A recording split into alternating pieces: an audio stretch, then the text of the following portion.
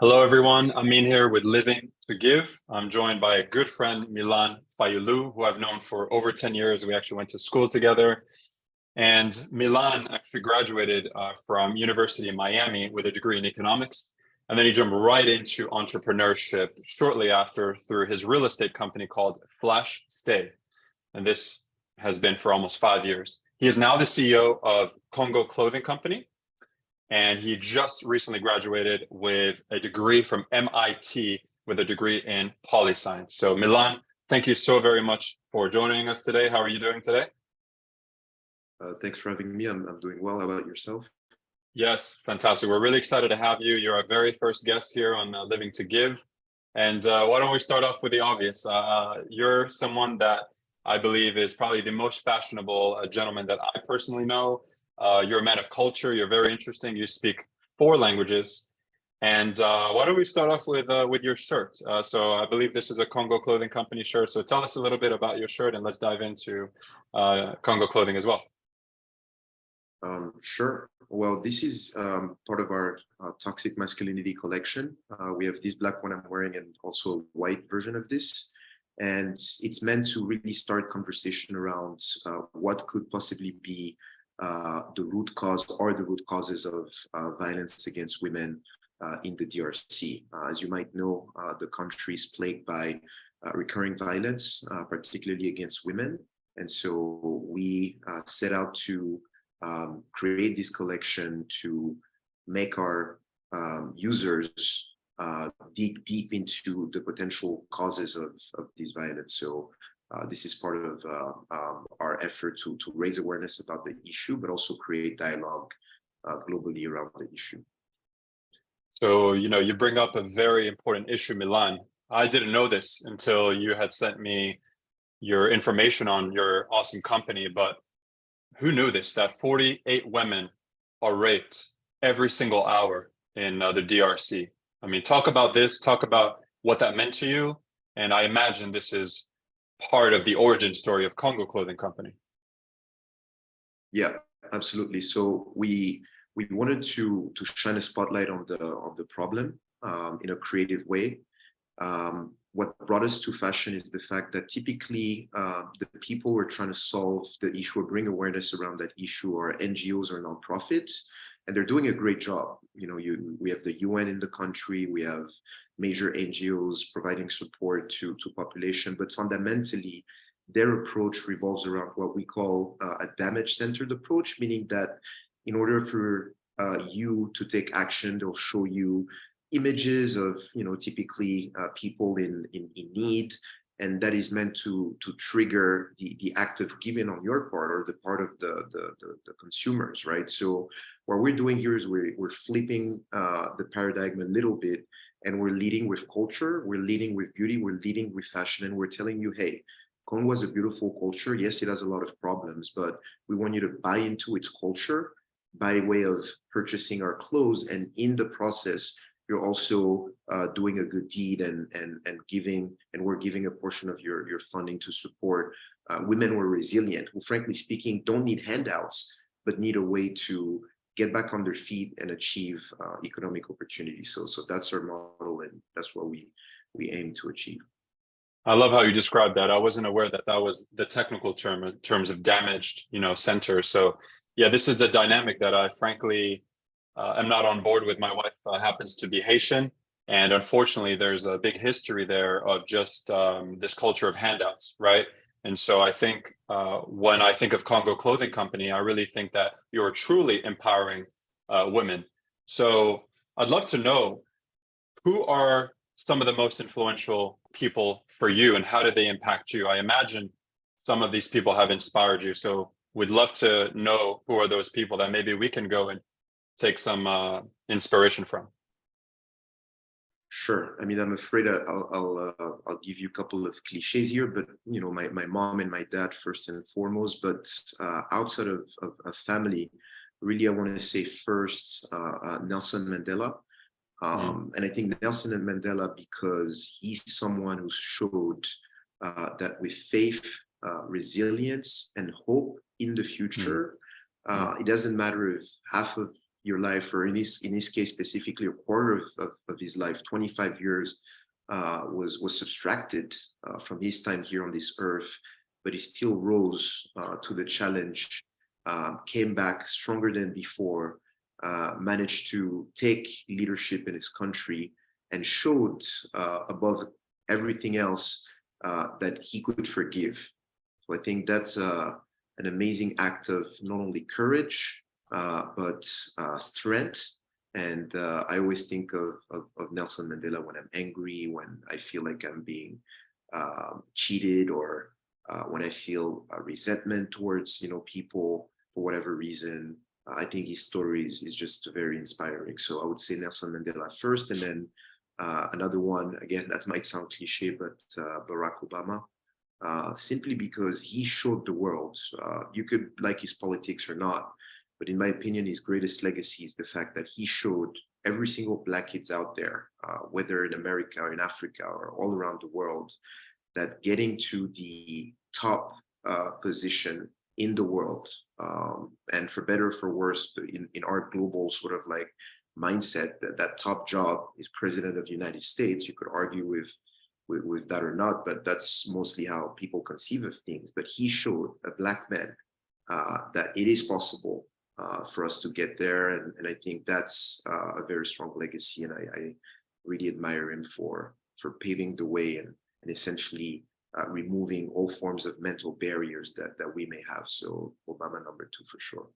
Thank you for sharing that. So Mandela, you talk about faith, resilience, hope, and forgiving. I mean, you put me somewhere, lock me up for 25 years, that it's easier said than done. So that's definitely gives us a lot of perspective on how to run our lives. I mean, it's beautiful philosophy in terms of just accepting and moving on, almost like Stoic philosophy.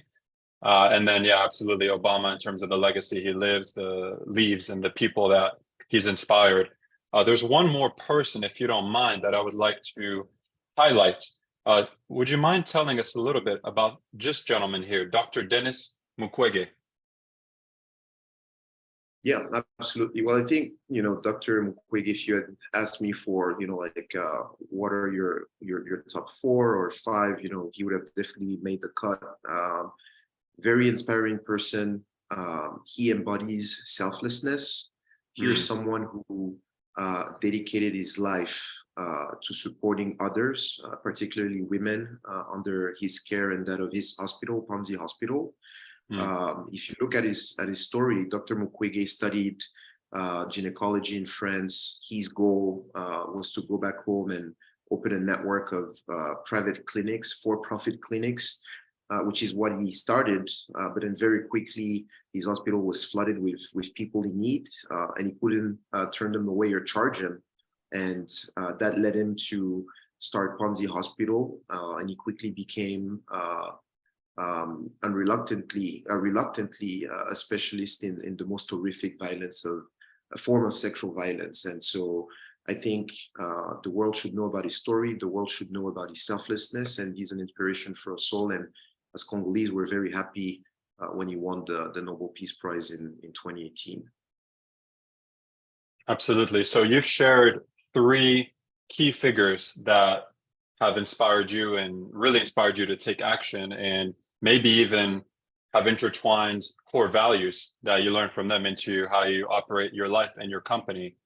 But what would you say is the most important lesson that you have learned in not necessarily just your career, but let's say, personal/professional life?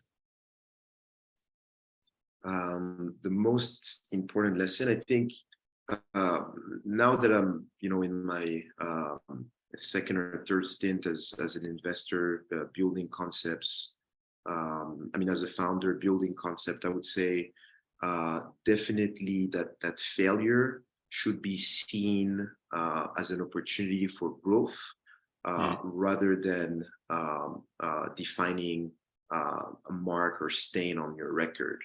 But that is only if you use failure as a way to learn and as a way to build a type of muscle memory, if you will. And I must commend the United States for the culture the country has created around failure. which is not the case in many other countries, right? So I would definitely say looking at failure as an opportunity is definitely something that I've learned over the years. Yeah, I would say, you win or you learn. And I think it's interesting that you bring up the cultural differences. You and I have friends from all over the world. We're blessed to speak different languages and blessed to have had the ability to travel. And it's true, in America, it's so beautiful because when you share your story with someone or an ambition, you're pushed and uplifted. Whereas maybe in other places, I'm not going to name any places, but it's like, oh, why are you doing that? Why don't you just do what everybody does? So I love that here you get amplified, you really get motivated and you get support, essentially. So there's really no excuse. There's no shortage of opportunity. And that being said, what would you say to people that are watching this who, like you, they want to give, but maybe money is a little tight or they don't know where to start. They haven't even graduated yet. Like, I don't know if you can go back, 5, 10 years even. And back then I knew you as someone who is always, in French, we call it débrouillard. No matter what, you are always figuring out how to push forward, how to make solutions happen. So that's kind of the mindset that I associate you with, is you were going to make things happen at all costs. But if there's somebody out there listening that hasn't given themselves permission, maybe to have some self-limiting beliefs, what would you maybe say to yourself in this person to motivate them to take action? Right. Well, first of all, I think that you don't need financial resources to give, right? All you need is good health, the ability to walk, and you can give, go out and volunteer, right? When I was in college, or even before I was in college, when I was in high school, I spent a lot of time volunteering, right? My parents, gave us that culture of helping out others, and it started from a very young age. When I came to college, I looked at volunteering opportunities, like in and around schools, and I got involved. I didn't have money back then, but I managed to give my time, which is probably the most important currency that we all have, and it's free, right? So give your time, look around you. There's no shortage of demand for help. So just go out there and give your time to start, and then once you create wealth for yourself and have disposable income,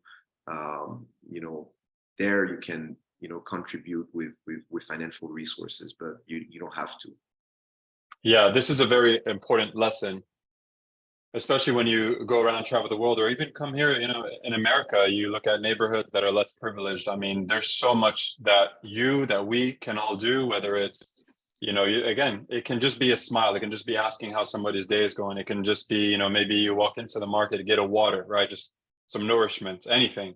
But you're right. You don't necessarily need to have resources. I'm curious though, Milan, if you can tell me about a time that someone gave to you, and kind of what impact that made on your life. Can you recount this? I mean, I have many options. I'll give you one from a couple days ago, actually. So it might not be the type of giving that people conceive of when they think about giving, but I look at it as giving, and I'll tell you why. So a couple weeks ago, I reached out to a very famous American entrepreneur, someone who's very successful. I won't say his name to keep like his name private, but very successful entrepreneur, exited multiple companies for billions of dollars, and very busy man. And reached out, got his email through a connection from school, and I shot my shot. We had a very specific ask for the company. It wasn't money. We just needed something that we thought he could give us. And first, I appreciated that he took the time to answer. Oftentimes, these people don't spend the time answering. So he answered privately.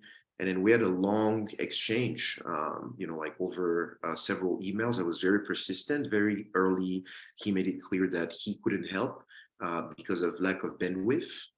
But I guess the reason I'm choosing this story is to highlight the fact that he gave his time, right? He could have simply ignored my very first email, but he responded the first time. We then make the ask, and then he explained to us why he doesn't think, like it's a good idea for him to get involved. We're still persistent, and I hit him back with a list of why I think, otherwise. And then over the course of a couple of days, he patiently responded and made his case.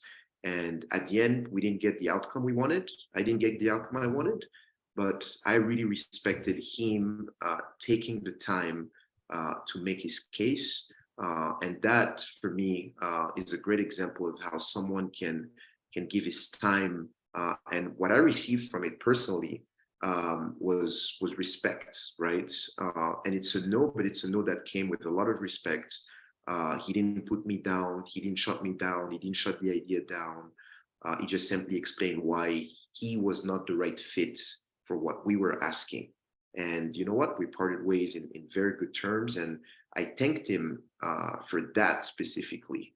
And I think that that's a great example of how people can just give with their respect and their time, right? Because on the other end of the line, you never know how your lack of answer or you disrespecting, like someone else might make that person feel. So it's always important to be very mindful of that.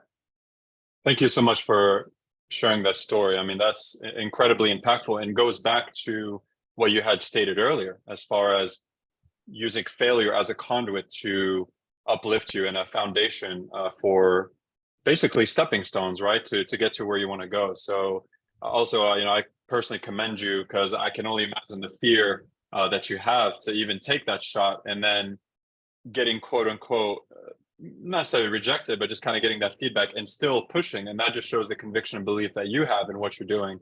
But yeah, fair play to this gentleman, whoever he is. I mean, that's phenomenal to give the time and respect and feedback, which I'm sure you can take and maybe give clarity on who it is that you want to be reaching out to and how to approach. So absolutely phenomenal there. Thank you so much for sharing. Actually, that kind of takes away a question that I was going to ask you about, basically what advice can you give someone, an entrepreneur starting, which is, hey, you got to shoot your shot. You got to get yourself out there, right?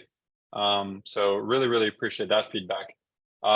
With the 5 to 10 minutes that we have left, Milan, I wanted to dive into this particular slide here, which really talks about the mechanics, the framework of how you're able to empower women. So I guess we can start here with the framework and then move to the C cube, I guess, method. So can you share your thoughts here on these slides and your framework? Sure. So this framework is what guides our venture. And it's a very simple framework, and it's essentially based on these 3 C's, right? So the first C is communication. And this is how we leverage fashion and our brands to communicate and share information around the issue of rape in the context of war and the predicament of the women we seek to help. Number 2 is capacity. Once we secure resources from selling our clothes, a portion of the profit goes towards uplifting and training these women. We have a partnership, as you mentioned earlier, with 2018 Nobel Peace Prize winner Dr. Mukwege and his Panzi Hospital. So they operationalize the workshop that we support. And we believe that capacity is very important because, again, we don't believe in the act of just giving for the sake of giving. We give with purpose, and that purpose is that capacity building where we enable these women to pick up a skill so that they can reach financial independence, which brings me to our 3rd C, which is continuity, right? So that stems from a question of, okay, once you've communicated, which is the 1st C, once you've built some capacity, which is the 2nd C, what then happens of these women effectively, right? Have they reached financial independence? Are they self-sufficient? So the continuity dimension is really aimed around making sure that we have tangible, measurable impacts on the ground, and that we can see through that these women benefit from our intervention. So that's the idea behind our framework in a nutshell. Fantastic. So here seems like a very closed loop, essentially a sustainable framework where women have not only the opportunity, but can you tell people about the conversation that we had when you and I were together? I think it was last week or a couple weeks ago. You mentioned to me even not just sewing, but maybe some of these women might have the opportunity to design even some of the beautiful, pants or amazing jackets that you have. I thought that was amazing. Right. So the idea here, and we're still working on like fully closing that loop, right? But in order for this loop to be closed, what needs to happen is, and I'll walk you through what the loop is, right? Which is essentially our framework, but in action, right? So you start with communication. That's why you see our logo here at the middle of that ecosystem. So we communicate, you buy our clothes, money flows in. We use that money to build capacity. So as you can see here, it starts with a 180-day program. Our programs are 180 days typically. As you said, we started with sewing, but we want to add 3D designing and other creative workshops. So once we move to step number 2, which is you've obtained as a survivor capacity, the idea is that your creative output could be monetized, right? So how do you monetize that? With things like sewing, where you have like physical products, it might require the building of an infrastructure for you to be able to export goods and whatnot. But the question you're asking around digital designing, with that, what we're thinking about is having survivors become integrated into our creative process by way of uploading their designs in a marketplace that we would create that will enable their design to essentially land on some of our original creation. And we would like them to be compensated directly for that, right? So that's how you see the loop really closing itself, where you have communication, capacity leads to increase in income because they're getting paid royalty or licensing fee in perpetuity, and that will inevitably trigger more demand for skills. And then if we can accelerate that loop over time, you'll see a wide community benefit. So that's the idea behind what we're trying to do. Thanks for elaborating on this. And Milan, can you explain how this increase in economic productivity, contribution, and activity can actually reduce violence? Because this is huge. Right. So so you have a quote here actually from the IMF, right? And so they've done research around the link between the increase in productivity and like an increase in the economy overall and decrease in violence. And so they've determined that an 8% increase in economic activity can decrease violence specifically against women by a full 1%. But to go behind the research and behind the number and understand the mechanics, right? Think about it. If you are in Eastern Congo, for that matter, you're in a war zone where you've got people that are essentially idle until they get picked up by rebel groups to fight, or they pick up arms to protect their community, then you're constantly sort of like caught up in this virtuous cycle of violence, where you have economic opportunities, where people don't have time to think about violence, to pick up arms, or to defend themselves. What you have is prosperity. You've got people all around contributing to the economic dynamism of a community. That creates more opportunities, more work. Women are employed, men are employed. The kids benefit because there is a stable stream of income in the household. That means they can go to school. They're not at the mercy of rebel groups that can come and recruit them because they're idle and they can't live in a household where there's food on the table morning, noon, and nights. And then you create the conditions for a peaceful and prosperous community, right? So simply put, the presence of economic opportunities reduces the risk for people finding alternative ways to make money. And oftentimes that's through fighting, that's through war, that's through becoming a bandit. And so that's the correlation there. Thank you so much for explaining this. And I think as you look at the impact that your brand is having, I mean, you are literally worldwide, you know, LA, Miami, Tokyo. So I think that's beautiful. So we're coming up on the end of this awesome, just, you know, learning experience for me personally. I hope that everyone at Living to Give is getting the same value out of it. I mean, I've certainly already extracted some lessons. If you could be remembered for something, like what impact do you want to leave on the world? I mean, you're doing so many awesome things, like you're inspiring entrepreneurs, you're giving, you're inserting yourself in positions where you're volunteering, you know, you're shooting your shot. Just so many pieces of wisdom that you've imparted with us today. But let's say you're 85 years old right now, right? And you're looking back on your life. What are you most proud of? Look, hey, this man gave and helped a lot of people.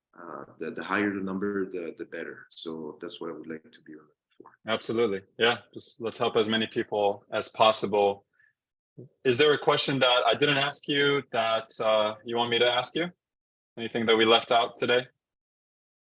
No, I think you touched on some great points. Maybe what's next for Congo Clothing? Yeah, what's next for Congo Clothing? Look, we started while I was in school. I'm out of school now, so I guess for us, it's we're looking forward to our first fundraising round, and then scale the venture and scale the impacts. So very much focused on that at the moment, and hopefully we can help a lot more people once that materializes. Absolutely. Well, you've helped me to elevate my style. I'm a notoriously unstylish guy, so I appreciate you providing me with, you know, the awesome swag, the amazing jacket, and, you know, I love the messaging that you have on your shirt right now. I've got an amazing pants from you. And, you know, candidly, I've had people literally take the clothes off my back because they love it so much. So where can people find out about you and Congo Clothing Company Milan? You can go on congoclothingco.com, and that will show you everything we produce and give you information about our impact. Again, that's congoclothingco.com. Perfect. Sounds good. And I'm sure they can also find you on Instagram and Facebook and all the social platforms. Yeah, at Congo Clothing Co.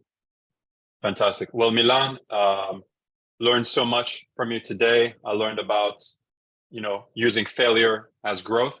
I learned about, you know, if you have nothing, you can give your time, right? You don't need resources. I've learned that, hey, you got to take your shot. Give yourself permission to realize your ambition, your dream, what you're pushing for. You're making a tremendous amount of impact. And it seems like you have so much conviction in what you're doing. I feel like your message is very pure. Your purpose is there.